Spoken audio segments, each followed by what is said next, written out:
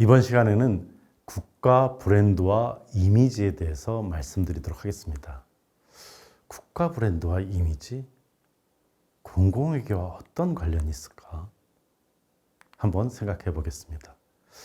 여러분, 외국인들이 한국 하면 떠오르는 것은 무엇일까요? 지금 우리 이 강의를 듣는 사람이 한국인일 수도 있고 외국분일 수도 있죠. 한국 음식? 김치? 혹은 어떤 특정한 지역? 홍대? 세대별로, 사람별로 떠오르는 것이 다르겠죠. 또 한국 분들도 동일하게 어떤 특정한 나라를 한번 생각해 볼까요? 가령 일본 하면 어떤 게 떠오르나요? 어떤 분들에게는 일본 하면은 침략이라는 말이 떠오를 수도 있겠죠. 어떤 분들은 일본 하면은 온천이 떠오르기도 할 겁니다.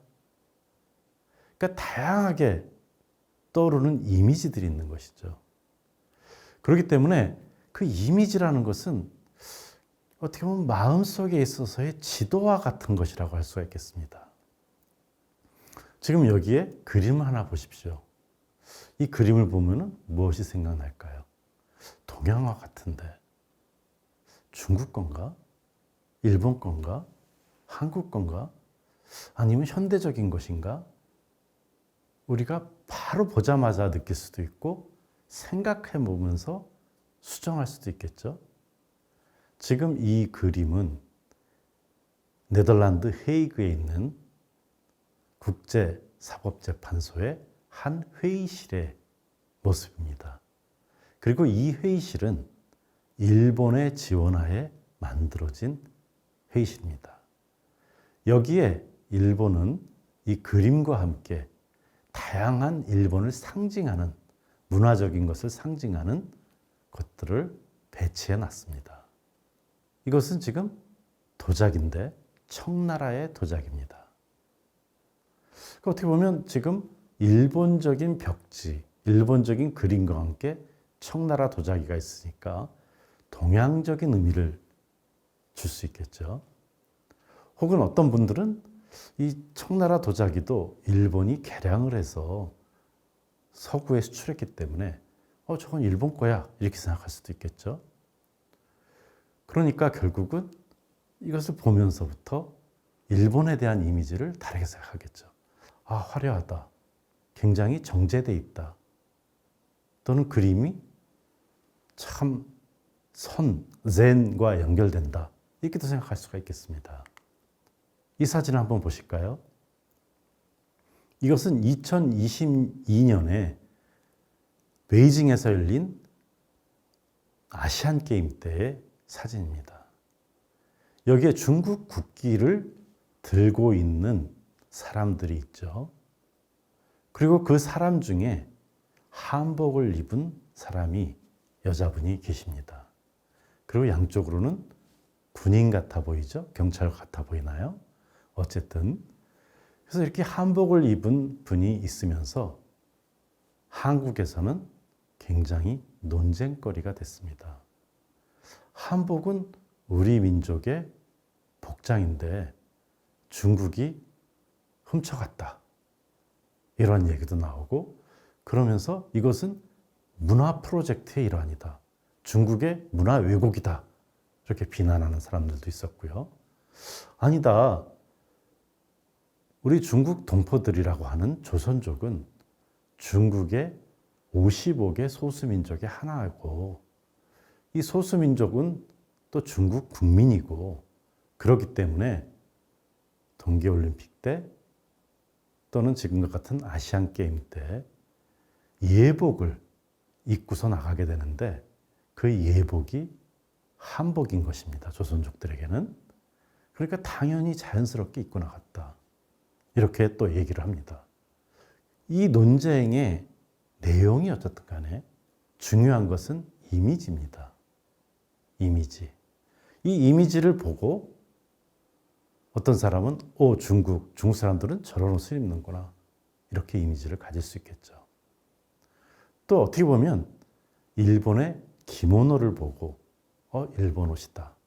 또는 인도 사람들의 옷을 보고 인도 사람이다. 이렇게 확실하게 인식이 되는데 한복을 보고는 한국 사람이다. 한국인이다. 이렇게 인식이 안 돼 있다. 또 얘기할 수가 있겠습니다. 그렇기 때문에 외국인들에게 비친 이미지, 이것은 종종 한 나라의 정체성을 표시합니다. 정체성, 아이덴티티.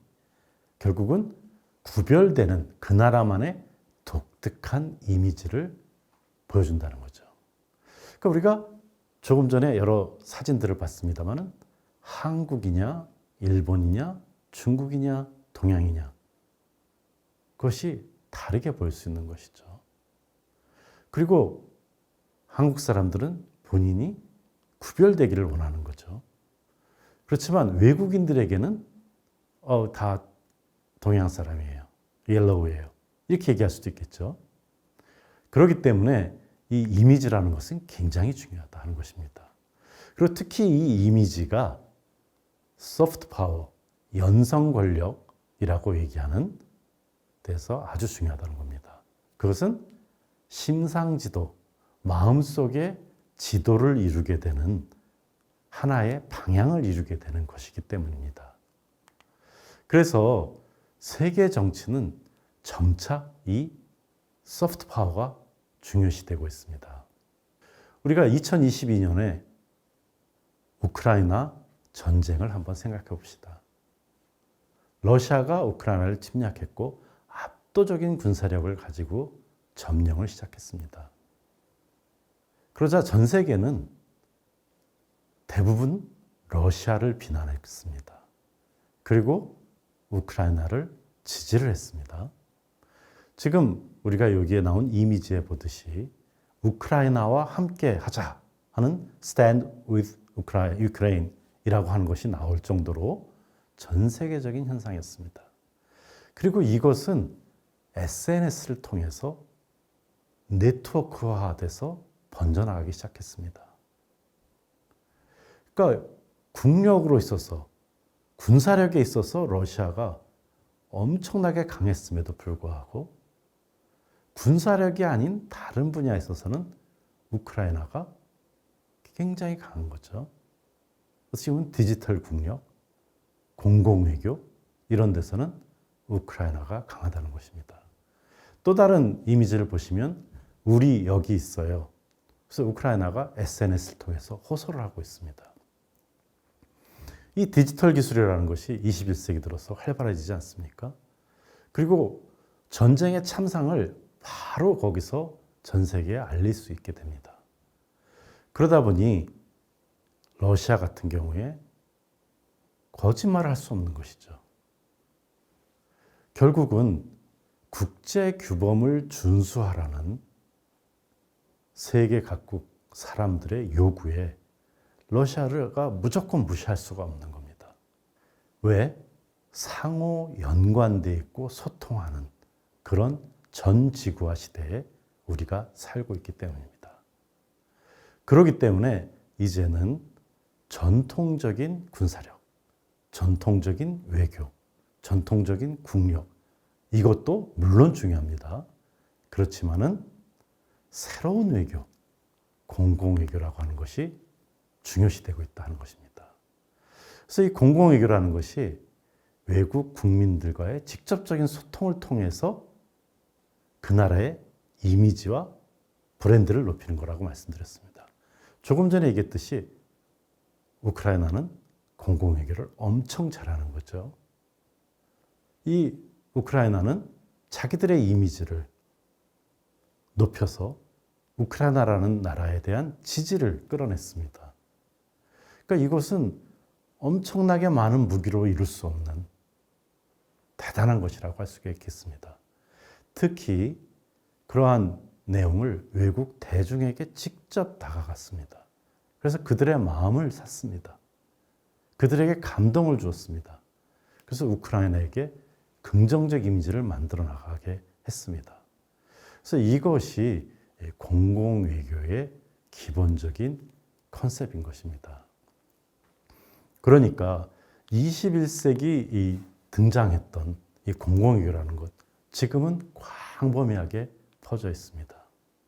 여러분은 혹시 파친코라는 소설을 읽어보셨나요? 혹은 파친코 드라마를 보셨나요? 이 파친코라는 드라마는 작가는 재미동포 미국인입니다. 한국말을 하나도 못합니다. 근데 이분이 한국의 역사, 특히 제일동포들의 역사를 구성해서 소설을 썼고 이것이 영화화됐습니다. 그러면서 모티브를 통해서 전 세계에 방영이 됐습니다. 이것에 대해서 일본은 굉장히 항의를 했죠. 역사가 왜곡됐다. 그렇지만은 이 파친코에 나와 있는 내용이 어떤 것보다도 문화적 파급력, 이미지가 주는 것이 굉장히 강했다는 것입니다. 결국은 이렇게 시각의 변화가 일어나고 있는 것이다 하는 점입니다. 여러분들도 오징어 게임 잘 알고 계시죠? 이 드라마도 인간 사회의 보편적인 내용을 다루고 있습니다. 그런데 이 오징어 게임으로 인해서 해외에 있는 한인들의 생활이 전파가 되게 됐습니다. 한국에 대한 내용도 전파가 됐습니다. 그럼으로써 새로운 형태의 이미지들이 만들어지고 있는 것이죠. 어떻게 보면은 한국에 와서 오징어 게임 만든 것을 보고 싶다. 관광에도 영향을 미칩니다. 그렇기 때문에 긍정적 이미지를 주게 되는 것이죠. 그래서 우리가 이미지와 국가 브랜드라고 하는 것, 이것은 하나의 정체성이자 사실상의 새로운 국력이다. 이렇게 얘기할 수 있고, 공공외교는 이러한 새로운 국력을 만들어 나가는 그러한 외교 형태다. 이렇게 말씀드릴 수가 있습니다.